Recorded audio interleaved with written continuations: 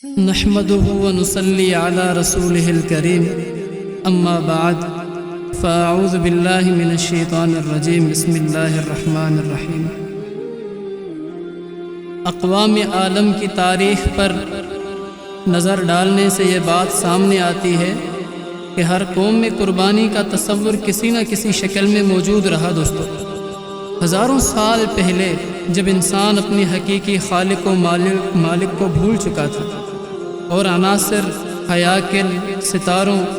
بلکہ اپنے ہاتھوں سے تراشے ہوئے بتوں اور دیوتاؤں کی خوشنودی حاصل کرنے کے لیے یا ان کے نام کی نظر و نیاز مانتے ہوئے جانور وغیرہ کو ذبح کر کے ان کے سامنے رکھ دیتا تھا یا پہاڑ پر چھوڑ دیتا اور یہ عقیدہ رکھتا تھا کہ اب دیوتا اور بت مجھے آفات اور حادثات سے محفوظ رکھیں گے۔ قربانی کا یہ تصور یوں ہی چلتا رہا، حتیٰ کہ آج کے زمانے میں پیر پرست لوگ کہ جو دنیا سے فنا ہو چکے ہیں، قبروں کے اندر پڑ چکے ہیں،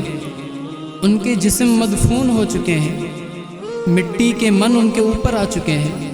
اور لوگ ان کے پاس جاتے ہیں اور ان کے پاس دیگے، کچھ طعام اور لے کر جاتے ہیں اور یہ منت مانگتے ہیں کہ آپ ہماری یہ چاہت پوری کر دیں، ہم سے یہ مصیبت ہٹا دیں، ہم یہ آپ کے لیے لے کر آئے ہیں، اور ان کے نام پہ نظر و نیاز پوری کرتے ہیں۔ دوستو، تو میرے دوستو، یہ ان لوگوں کا قربانی کا تصور آج کے زمانے میں بھی چل رہا ہے، لیکن آج سے تقریباً 4000 سال پہلے ایک ہستی تھی، ابراہیم علیہ السلام، اور آپ کے فرزند حضرت اسماعیل علیہ السلام نے جو قربانی کا حقیقی مقصد اور صحیح فلسفہ دنیا کے سامنے پیش کیا، آج تک دنیا اس فلسفے کو چلاتی ہوئی آ رہی ہے کہ وہ فلسفہ حقیقی فلسفہ تھا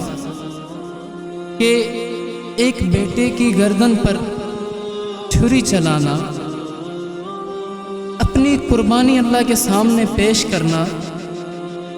اپنے جذبات، احساسات کو اللہ کے سامنے رکھ دینا کہ یا اللہ تیرے حکم کے سامنے میرے جذبات ختم، یا اللہ تیرے حکم کے سامنے میرے احساسات ختم،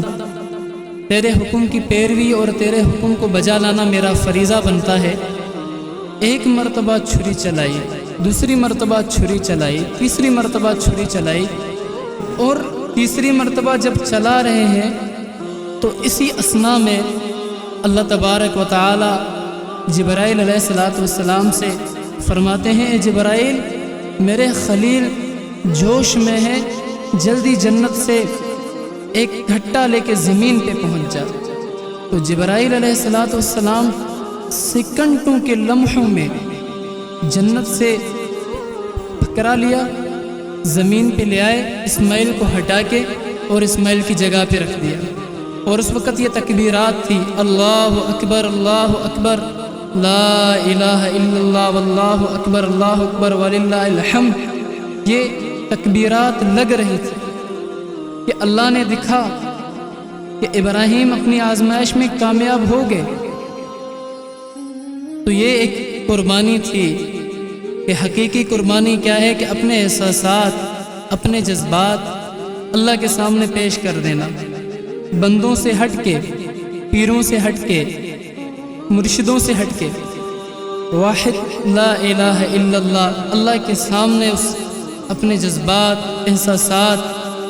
کو قربان کر دینا، یہی فلسفہ قربانی صحیح ہے۔ دوستو، تو اللہ تعالیٰ سے دعا ہے کہ اللہ تعالیٰ آپ کو اور ہمیں اس قربانی کو سمجھنے اور اس پر عمل کرنے کی توفیق عطا فرمائے۔ وآخر دعوانا الحمدللہ رب العالمین۔